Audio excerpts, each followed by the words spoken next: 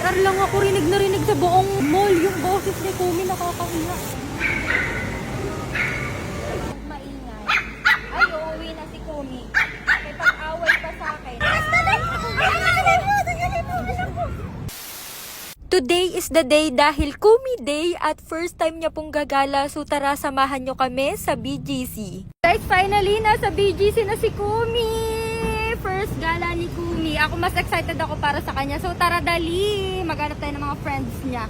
So guys, kahit gustong gusto ko siya i-off leash para magkaroon siya ng freedom. Kaso wala, may trust issue ako sa bata. Sorry.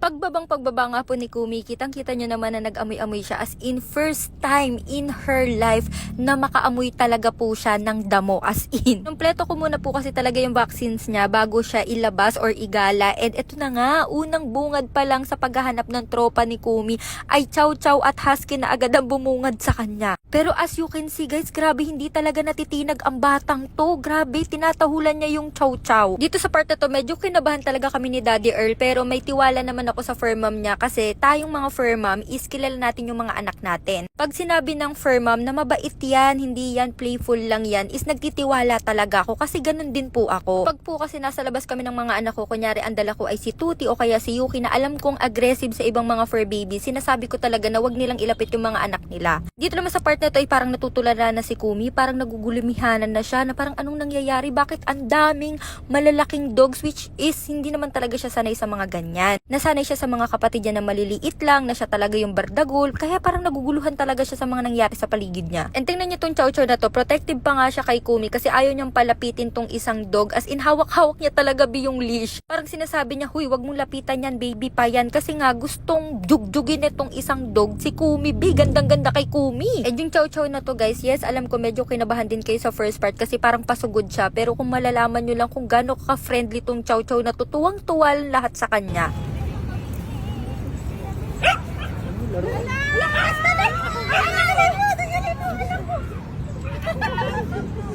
O diba, tama nga ang hula ni Chow Chow, talagang gustong-gusto niya talagang jugjugin si Kumi. Tapos dito, may napansin kami, patagal kami ng patagal, padami ng padami yung dogs, tapos nakakita kami guys ng literal na teacup na poodle. And binaloka talaga ako kasi akala ko talaga months pa lang siya, yung po pala is mahigit 1 taon na itong batang to. Tapos nagpaalam ako dito sa fur mom kung pwede ko bang hawakan, and grabe, tuwang-tuwa ako kasi akala ko maliit na si Kumi, yung pala, ganito po pala talaga kaliit ang mga teacup. As in super playful niya, na to the point na parang hindi niya alintana yung mga malalaking breed sa paligid niya basta siya maglalaro. Parang ako ay nakakaisip ng mga masasamang pag-iisip talaga na parang gusto kong bumili ng ganito kaliit na poodle. As in, super cute. Ang sarap ko routine. Alam nyo ba, nakakatawa dito sa BGC kapag gantong oras is talagang parang magkakakilala na yung mga dogs, pati yung mga fur mom, fur parents, magkakakilala na sila. As in, parang tambayan talaga to ng mga fur moms and ng mga fur parents and ng mga fur babies. As in, sobrang nakakatawa, para akong nasa heaven. Tuwang-tuwa ako kasi napakadaming dogs and lahat sila as in super friendly lang talaga. Si Kumi lang talaga yung medyo hindi pa sanay. Syempre first time niya sa labas kaya parang hindi siya masyado nakikipag-socialize o baka maldita lang talaga siya. Then after nga namin gumala at makipag-friends, ayan, pumunta naman kami dito sa isang pet cafe kung saan pet friendly dito guys kasi alam namin na medyo pagod na si Kumi kaya ini-stroller na lang din namin. Sa nagustuhan ko talaga dito sa BGC is talagang halos lahat ng mga restaurants dito is pet friendly. Pwede nyo talagang ipasok mga fur babies nyo as long as naka-diaper sila o kaya naman naka-carrier, walang problema. Nak, dito ka naghahasik ng lagim. Uy.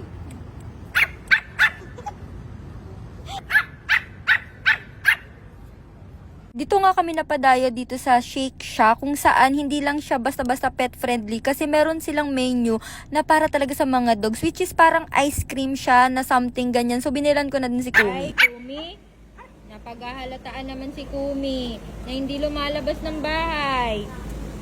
Ay, napakaingay. Uy, bawal maingay dito. Huwag maingay. Ay, uuwi na si Kumi. May pag-away pa sa akin. Kumi. Ay! No! No! No! No, no, no! Sit na, dali na, Kumi! Sit na, Kumi, dali na! Ay! Hindi na kita isasama sa susunod. attitude talaga siya, B.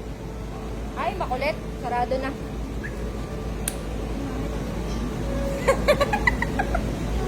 Eh, diyan ka na lang. Maingay ka eh.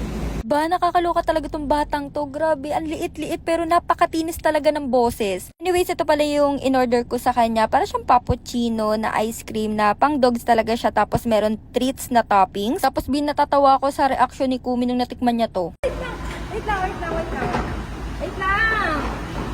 Wait lang, nak. Ito tayo magpahalata, nak, na first time natin makatikim. Oh. Gandahan, ha? Gandahan. Ay, sus! Ay, sus! No, gusto niya. Wait lang, kutsarain natin. Para hindi naman tayo, ano na. Nasa BGC tayo, nak, dapat social tayo. Nasa BGC dapat social. Hindi yung pinapahalata mo naman galing ka sa ST family. Ah. Sarap! Yan na natin siya kumain. One piece.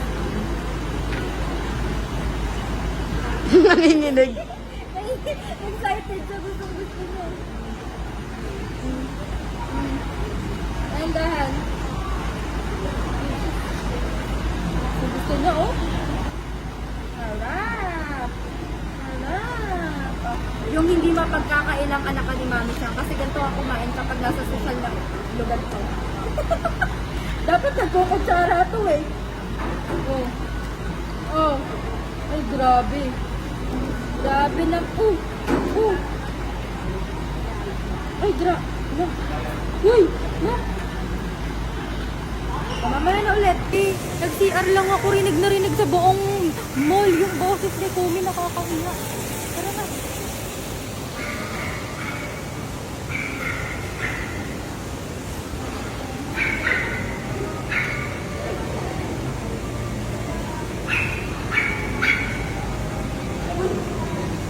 Grabe.